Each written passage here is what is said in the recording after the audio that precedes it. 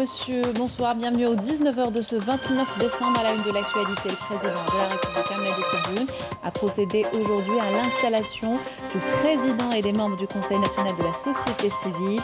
Il a également signé un décret présidentiel portant création et installation des membres du Conseil national des droits de l'homme.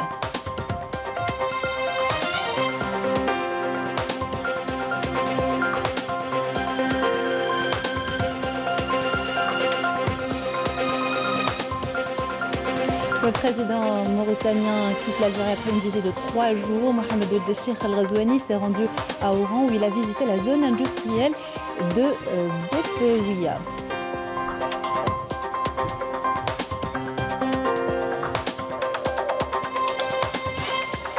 Le président de la République décide la réalisation d'une route reliant Tindouf à la ville mauritanienne Zouirat. Retour sur l'importance stratégique de cette route avec Ali Chekroun, PDG du bureau d'études Saïti, en charge du projet. Bienvenue à tous, je vous le disais en titre, conformément à ses prérogatives et en application de l'article 213 de la Constitution, le président de la République, Majid Tebboune, a procédé aujourd'hui à l'installation du président et des membres du Conseil national de la société civile. À l'occasion, le président de la République a orienté les membres de cette instance à s'imprégner de leurs prérogatives afin de participer à la promotion de la citoyenneté et la pratique de la démocratie et les valeurs nationales au niveau local et national en concrétisation de ces engagements.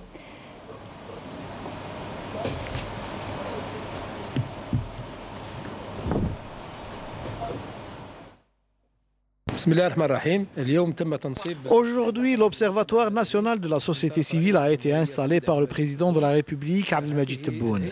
Cette instance constitutionnelle nouvellement créée sera un cadre pour promouvoir le mouvement associatif qui consolidera le nationalisme et la citoyenneté effective et fera en sorte d'activer le mouvement associatif dans ses différents secteurs d'activité, et cela grâce à ses membres et à ses compétences issues des différentes wilayas et de la communauté algérienne établie à l'étranger.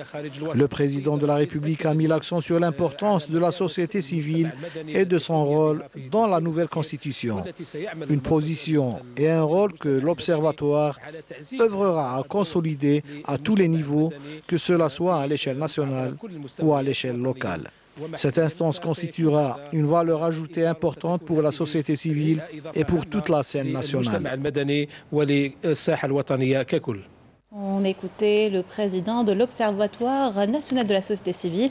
En vertu des dispositions de l'article 211 de la Constitution, le président de la République, Majid Tebboune, a signé un décret présidentiel portant composante du Conseil national des droits de l'homme et a donné des instructions à l'effet de son installation. Al-Majid Za'lani a été élu aujourd'hui à la majorité, président du Conseil national des droits de l'homme, et cela en remplacement de Bouzid Lazhari. L'élection s'est déroulée au terme de l'installation des 38 membres du Conseil qui s'est tenue en présence du ministre de la Justice, garde des Sceaux, Abdelrachid Tebbi, du président de la Cour constitutionnelle, Omar Belhadj, du conseiller auprès du président de la République chargé des affaires juridiques et judiciaires, Boualem Boualem, et du premier président de la Cour suprême, Tahar Mimouni. Dans une allocution prononcée à l'issue de cette élection, le ministre de la Justice, garde des Sceaux, a déclaré qu'en installant les membres de ce Conseil, l'État algérien a posé une autre pierre dans la consolidation des droits de l'homme et des libertés, avant d'ajouter que cette étape parachève l'édification institutionnelle conformément à la Constitution du 1er novembre 2020, dans le cadre du programme du président de la République visant à doter l'Algérie d'institutions fortes et pérennes visant à consacrer l'état de droit. Le président de la République islamique de Mauritanie, Mohamed Ould Cheikh Al-Ghazouani, a quitté Alger ce matin pour se rendre à Oran dans le cadre de sa visite d'État en Algérie. Le président mauritanien a été salué à son départ à l'aéroport international Ouali Boumediene par le président de la République, Abdelmajid Tebboune. Était également présent à cette cérémonie le président du Conseil de la Nation, Salah Goudji, le président de l'Assemblée populaire nationale, Brahim Bourali, le président de la Cour constitutionnelle, Omar Belhadj, et le chef d'état-major de l'ANP, le général de corps d'armée, Saïd Chengriha, ainsi que des membres du gouvernement.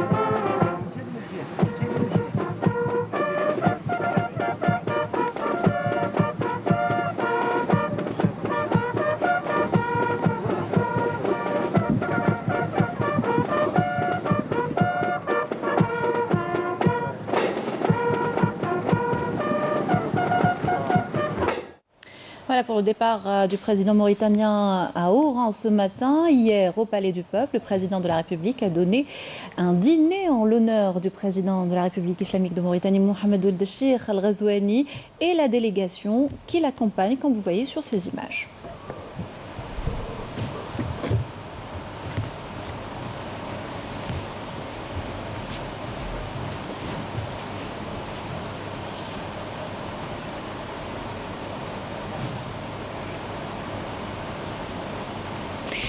Et ce matin, le président mauritanien Mohamed Ould Cheikh Al Ghazouani a visité la zone industrielle de Betewa. Il était accompagné de plusieurs membres de son gouvernement. Le compte rendu de Amel Bouarba.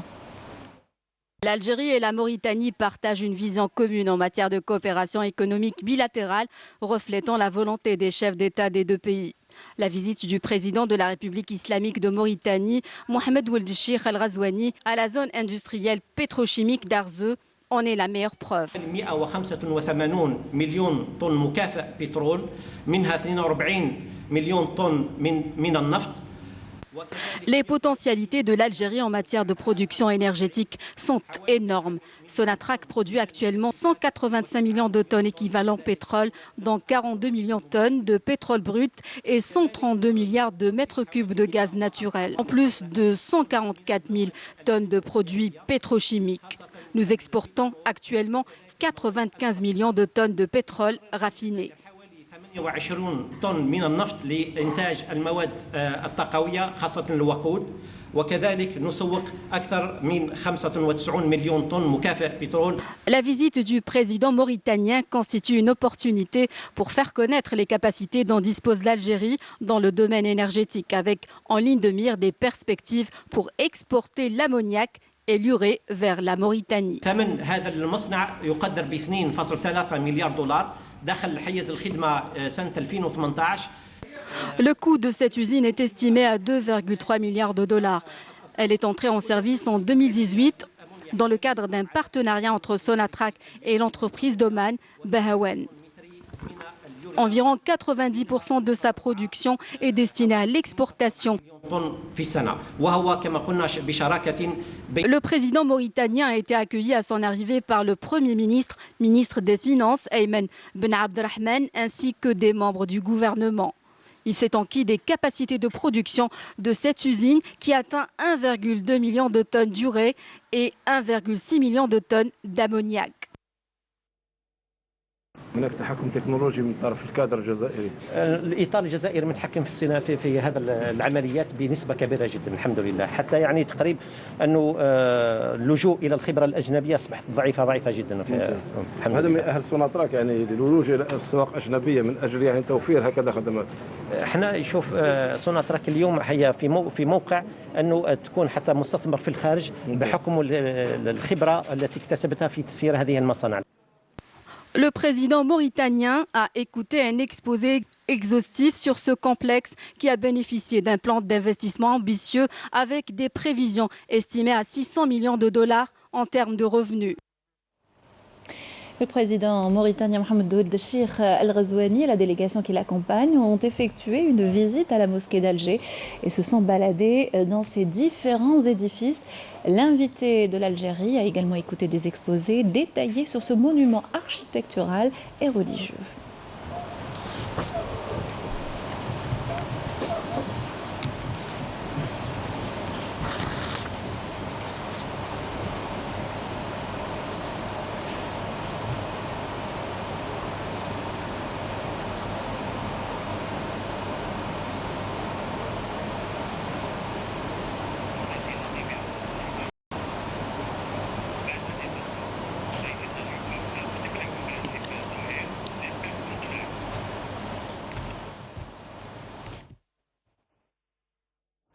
Le président mauritanien, qui, je le rappelle, a été accueilli à son arrivée à l'aéroport international Ahmed Ben Bella par le Premier ministre, ministre des Finances, Ayman Ben Abdelrahman, ainsi que le wali d'Oran, Saïd Saïoud.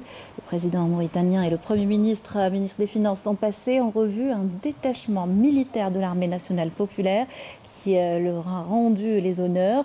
La cérémonie d'accueil s'est déroulée en présence de membres du Conseil de la Nation et des députés de l'Assemblée populaire nationale.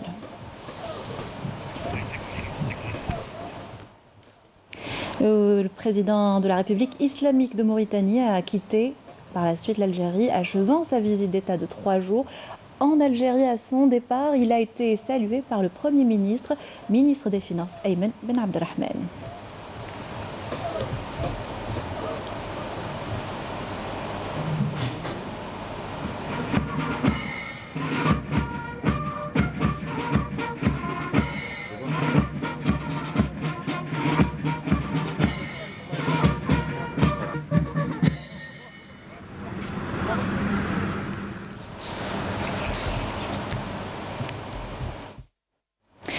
Le président mauritanien a qualifié sa visite en Algérie de fructueuse. Plusieurs accords de coopération ont été signés entre les deux pays, parmi eux celui de la réalisation d'une route reliant Tindouf à la ville mauritanienne Zouirat, longue de 800 km, une route qui entre dans le cadre de la volonté des deux pays de renforcer la coopération et les échanges commerciaux. Un accord d'une importance stratégique, cette route étant une porte vers l'Afrique. Mariam Damis. Le projet de réalisation d'une route reliant Tindouf à Zouirat sur une longueur de 775 km permettra à l'Algérie de réaliser pour la première fois depuis l'indépendance un projet d'une telle envergure dans le domaine des transports et des travaux publics en dehors de ses frontières au même titre que les grandes sociétés chinoises ou encore turques reconnues dans ce domaine. Une dizaine d'entreprises algériennes sont chargées de la réalisation de cette route financée par l'Algérie. Il s'agit entre autres de Cosider, de la SNTP, de l'ETTR, Ouergla et de la Serra Oran. Cette route transformera toute la région ainsi que les régions limitrophes. زيارة أخ لأخ وشعب لشعب احنا استبشرنا بها خير لأنها هي اللي تدفع لنا العلاقات التجارية مع موريتانيا والبوابة إلى إفريقيا. والمعبر راهو مفتوح الحمد لله عاد عامين ولا 3 راهو الحمد لله تمر به الحمد لله قوافل كبيرة اقتصادية فيها كل المواد اللي تصنع في الجزائر وإن شاء الله نتمنى هم اللي تعود اللي تجي من موريتان ذاك نبتها. لتقريب رؤى اقتصادية سياسية واجتماعية تجمعنا تربطنا بهم دولة تربطنا معها الدم والثقافة. نشوف باللي لازم انه يكون هناك تقارب في ظل تحديات كبيره تحيط بنا وبهم. العلاقات الاقتصاديه في منطقتنا هنا في ولايتنا تندوف شهدت انتعاشا كبيرا مع الدوله الشقيقه موريتانيا في ظل فتح المعبر الحدودي وما نجم عنه ومن جر عنه من مبادلات تجاريه جد هامه. ولايه تندوف والتي من خلالها تم التفاهم على وضع المعبرين الحدوديين الجزائري والموريتاني وتندوف كبوابة كذلك على موريتانيا. Une fois achevée, cette importante route sera exploitée par l'Algérie sous forme de concession de 10 ans avec une reconduction tacite. Le contrat de réalisation de cette infrastructure de base, qui est toujours constitué un rêve pour les habitants de ces régions, prendra effet dès l'achèvement des travaux. La route qui ouvrira des axes routiers internationaux importants devra permettre aux opérateurs algériens une ouverture économique sur les marchés africains en passant par la Mauritanie qui permettra à son tour de renforcer la coopération économique entre les opérateurs des deux pays. Pour plus de détails avec nous ce soir, Ali Chikroun, PDG du bureau d'études Saïti, chargé de ce projet. Bonsoir monsieur, merci d'être avec nous ce soir. C'est moi qui vous remercie. Merci donc de nous avoir invités pour vous donner les détails. Donc il s'attelle carrément à ce projet qui est un projet stratégique donc, pour le continent africain. 800 km reliant les deux pays, la route de l'unité qui ouvrira la porte vers l'Afrique. Quelle est l'importance stratégique de cette route, notamment pour la pénétration des marchés africains, M. Chikroun? Merci beaucoup. Donc en fait, cette réalisation, c'est un véritable corridor économique par excellence, donc pour la région, pour le continent, et voire même intercontinental. C'est un projet qui a été réfléchi donc en step by step, donc plusieurs phases. Donc on venait pratiquement de terminer donc la phase de faisabilité. Aujourd'hui, on s'attelle carrément à attaquer ce projet, à l'étudier et à le réaliser. On attend un retour sur investissement important, une route qui ouvrira les axes routiers aux opérateurs économiques vers l'Afrique et l'international. Oui, en fait, on voit donc il y a plusieurs événements donc qui se réalisent carrément dans la région de Tindouf. Je citerai par exemple donc le Mougar. Donc là, il y a donc un événement très important dans la région et il y a une insistance carrément donc des opérateurs économiques de la région qu'on s'ouvre carrément donc vers l'Afrique à travers donc ce corridor qui va joindre Tindouf à Zouirat, qui est un espace pratiquement économique parce qu'il est doté donc de parcs logistiques, il est doté d'un aéroport et qui est très lié donc à Choum et voire même donc à Nouakchott. Est-ce qu'un projet pareil a été facile à élaborer, à préparer, Monsieur Chkroun? C'était un projet qui a été étudié donc sur plusieurs facettes. C'est un projet qui vient compléter la transsaharienne, donc la transsaharienne qui est pratiquement, elle fait joindre Alger, donc la capitale, donc à Lagos. Elle se joint aussi à Niamey. Maintenant, on se joint carrément donc à Nouakchott, à travers cette troisième branche. Vous m'avez affirmé tout à l'heure que l'État algérien bénéficiait de facilitation de la part des Mauritaniens. Exact. Donc là, il y a eu quand même signature hier d'un mémorandum d'entente. Et là, donc les Mauritaniens nous ont offert donc des facilitations. Sur le plan carrément fiscal, douanière, pour qu'on puisse vraiment travailler à l'aise, qu'on soit exonéré complètement de tout ce qui se rapporte donc à la fiscalité et à la taxe douanière. Dessus, on s'est entendu aussi à ce qu'il y aurait des facilitations pour l'exploitation des gîtes d'emprunt, donc les matériaux qui vont servir à la construction de cet ouvrage, y compris aussi nous mettre à disposition aussi les ressources en eau pour qu'on puisse construire aisément cette route. Merci beaucoup, Monsieur Ali Chkroun. Je rappelle que vous êtes PDG du bureau d'études Saïti, chargé du projet de la réalisation de la route entre l'Algérie et la Mauritanie. C'est moi qui vous remercie. On poursuit notre journal avec ce rapport du Programme d'alimentation mondial, le PAM, des Nations Unies, qui classe l'Algérie première en Afrique en matière de sécurité alimentaire. Dans sa dernière cartographie de la pauvreté publiée récemment sur son site web, le PAM a classé l'Algérie dans la catégorie des pays dont le taux de personnes sous-alimentées est inférieur à 2,5% de la population totale durant la période 2018-2020. Elle est le seul pays en Afrique à ne pas dépasser ce seuil. Ainsi, l'Algérie est répertoriée dans la même catégorie que la majorité des pays européens, des États-Unis, du Canada, de la Chine, de la Russie, du Brésil et de l'Australie, entre autres. En Afrique, le Maroc est classé dans la deuxième catégorie, qui regroupe les pays dont le taux de la population touchée par la sous-alimentation varie entre 2,5 et 4,9%. La carte du PAM montre en outre que 4,1 millions de Marocains ne mangent pas à leur faim.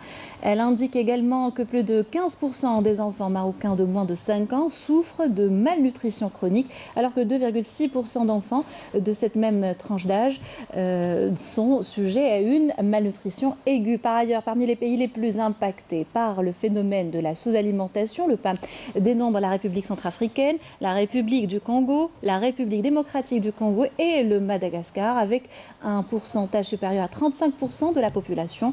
Le PAM a souligné dans son étude que plus de 811 millions de personnes sont touchées par la sous-alimentation, soit 1 sur 10 de la population mondiale. En 2015, la communauté mondiale a adopté les 17 objectifs mondiaux de développement durable, dont l'objectif numéro 2 est d'arriver à la faim zéro en éradiquant la faim, assurant la sécurité alimentaire, améliorer la nutrition et promouvoir une agriculture durable d'ici 2030.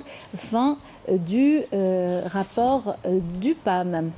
Et puis sachez qu'un numéro spécial de votre émission dans quotidien, notre émission Vision sur le rapport tendancieux de la Banque mondiale sur la situation économique en Algérie vous sera diffusé juste après ce journal. Voilà, c'est la fin de notre journal. Merci de l'avoir suivi. Je vous souhaite une excellente soirée sur Canal Algérie.